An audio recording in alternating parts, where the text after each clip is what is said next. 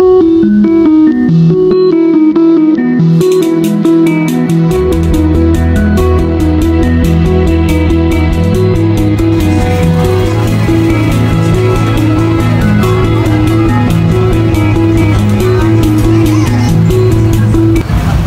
kag upload ba?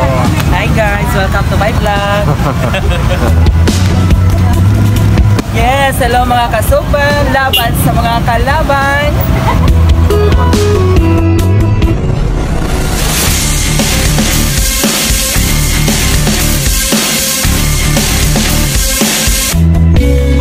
Isang magandang araw na naman mga kalaban. Kumusta mga kalaban? So, galing ako dito sa sa shipment.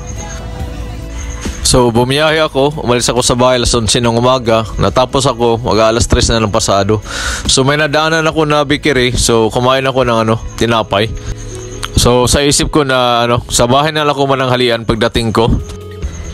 So, naghulog din ako ng piso nang makainom ako ng tubig pagkatapos kumain ng tinapay ko. Pagdating ko ng Cebu City, ito yung bumungad sa akin.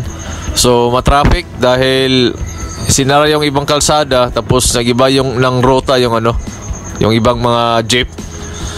So, dito, nanood muna ako. Lakad-lakad.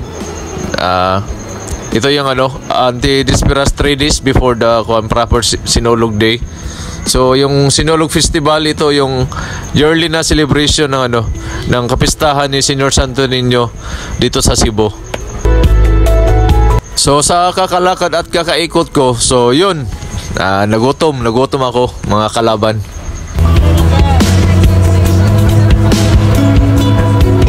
Napil kag upload ba? Hi guys, welcome to my vlog. So, napaluto tayo ng barbecue kay kalaban Ihaw Queen dito sa Pirono. Laban mga kalaban. Yes, hello mga kasuban, laban sa mga kalaban. So, wala na mga kalaban. Malapit nito mag-alas 6 ng gabi. So, wala na, hindi na kaya ng tiyan ko. Nagutom na talaga ako.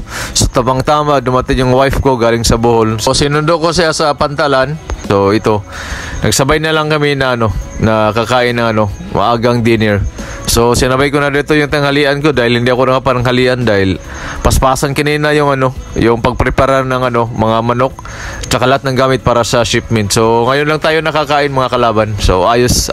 Thank you.